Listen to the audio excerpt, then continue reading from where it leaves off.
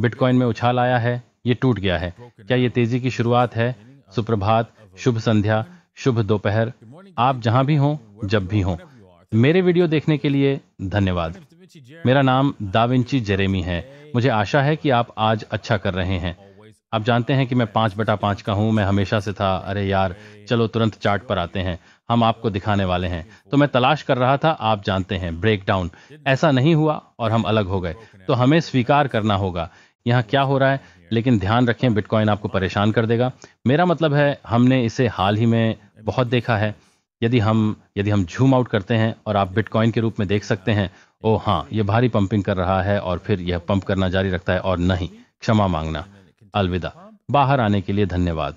और आप हैं, आप जैसे हैं, आप हैं, आप फिर से यहाँ हैं, है ना? हम कुछ देर के लिए किनारे हो जाते हैं, हम पंप करते हैं और फिर डंप करते हैं, और फिर हम दोबारा पंप करते हैं और दोबारा डंप करते हैं। तो हाँ, बहुत सारी नकली चीज़ें होती हैं। यहाँ तक कि दैनिक समय सीमा पर भी आप बहुत सारी नकली चीज़ें देख सकते हैं। बिल्कुल नहीं, ये कहना इतना आसान नहीं है, ठीक है? हाँ, ये नई ऊंचाइयों तक पहुंचेगा। ये समर्थन क्षेत्र है, खासकर जब आप देखते हैं कि इस बात के बहुत सारे सबूत हैं कि ये चीज़ टूट गई है, इसने एक अपर ट्रेंड तोड़ दिया है। और उस अप ट्रेंड पर वापस आने का एकमात्र तरीका $32,000 के निशान को तोड़ना है, ताकि हम कह सकें, हाँ, मैं यहाँ उत्साहित हूँ, यह निश्चित रूप से और ऊपर जा रहा है, पक्का। हमारे लिए निश्चित रूप से जानने का यही एकमात्र तरीका है। वर्तमान में 13 ईएमए पर आप देखते हैं कि 13 ईएमए चीजें ऐसी हैं, जैसा कि आप जानते हैं, निश्चित रूप से दैनिक आधार पर थोड़ी तेजी दिख रही है ना? क्योंकि अब हमारे पास है, जब भी कोई झटका आता है तो 13 ईएमए से ऊपर चला जाता है और इसके ऊपर मंदी होती है और इसके ऊपर तेजी होती है। और इसलिए हाँ, आप कह सकते हैं, ठीक है, ये कुछ है ना, दैनिक पर, ठीक है।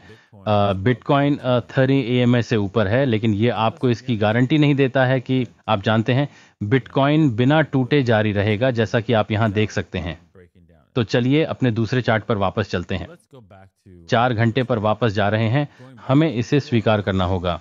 हाँ, ये सही है, ये स्पष्ट रूप से टूटा हुआ है, क्योंकि हमें इस हरी रेखा के ऊपर कैंडल बॉडी मिली है, जो कि 28,590 है।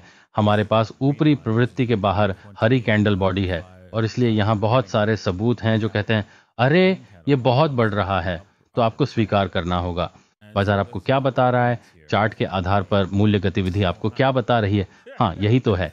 जैसे ही मैंने इसमें प्रवेश किया, मैंने एक छोटा व्यापार किया और हाँ, मुझे बाहर रोक दिया गया। हमें देखना होगा कि बिटकॉइन यहाँ से क्या करेगा। यदि आप व्यापार करना चाहते हैं तो इसे और ऊपर ले जाएं, क्योंकि आपको यही करना होगा। आपको उस छोटी समय सीमा पर कुछ लंबे ट्रेडों की तलाश शुरू करनी होगी। यह एक जोखिम भरा दांव है, क्योंकि हाँ, आप जानते हैं, बिटकॉइन आपको धोखा देना पसंद करता है, लेकिन हमें वही करना होगा जो आप जानते हैं, सभी संकेत हमें बताते हैं, सही।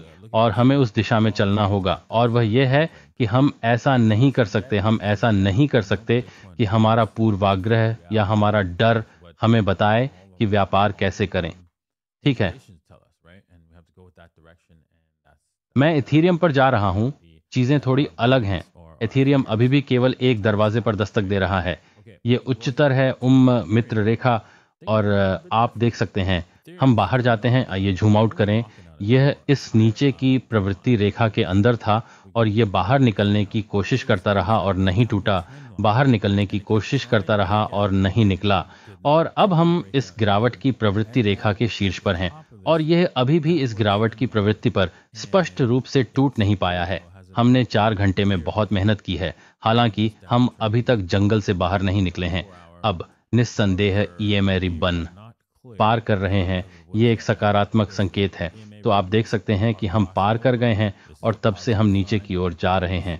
तो क्या इसका मतलब ये हो सकता है कि एक बार जब यह चीज़ 4 घंटे पार कर जाती है, तो क्या इसका मतलब ये है कि हम इथेरियम की निरंतरता को जारी रखेंगे? लेकिन यह कितनी दूर तक जा सकता है?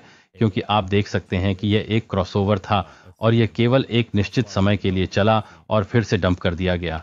देखते हैं यह कितनी दूर तक जाएगा। हमें वास्तव में एक संकेत देने के लिए कम समय सीमा पर कुछ खोजना होगा। यदि एथेरियम उच्चतर जारी रखना चाहता है, अरे हाँ, हम वहां जाते हैं, वहां है और यह वहां है। यदि हम यह इंगित करने के लिए किसी प्रकार का पैटर्न बना सकें कि हम उच्चतर जा रहे हैं, और हाँ, ये वहाँ है। वह लोग क्या हैं? यदि आप इसे देख सकते हैं, यदि आप इसे नहीं देख सकते हैं, तो मुझे एक निचली समय सीमा पर जाने दें। अब ये थोड़ा और स्पष्ट हो गया है। तो ये एक बैल झंडा है। एक बड़े उछाल के बाद कीमतें नीचे गिरना शुरू हो जाती हैं। इसे बैल ध्वज कहा जाता है। इसलिए हमारे पास स्पष्ट संकेत है कि एथेरियम पंपिंग जारी रखना चाहता है। इसलिए हमें जारी रखना होगा। हमें यहाँ उस संकेत के साथ व्यापार करना होगा कि एथेरियम ऊपर जाना जारी रखेगा। तो हाँ, हम यही करने जा रहे हैं। हम लॉन्ग के साथ चलेंगे। एथेरियम और बिटकॉइन दोनों पर लॉन्ग की तलाश करेंगे। और सुनिश्चित करें कि हम अपना उचित स्टॉप निर्धारित करें और उसके अनुसार व्यापार करें। ठीक है, आज का एपिसोड देखने के लिए आप सभी को धन्यवाद। आज के लिए कोई खबर नहीं है सिवाय इसके कि मैं गार्लैंड हाउस जैसी कुछ चीजों पर गौर कर सकता था। एक्सआरपी के साथ सभी आरोपों से मुक्त हो गया था। ये हास्यास्पद है। मेरे पास एक्सआरपी मोजे हैं, लेकिन नहीं। ओह लानत! लेकिन फिर भी हम उस बारे में किसी और दिन बात कर सकते हैं। मुझे आशा है कि आपने आज के एपिसोड का आनंद लिया होगा। मैं कल एक वीडियो बनाऊंगा। इसे कल मेरे और मॉरिसियो के साथ प्रकाशित किया जाएगा। सुनिश्चित करें कि आप इसकी जांच कर लें और मैं सोमवार को आप लोगों से मिलूंगा। प्रोत्साहित करना।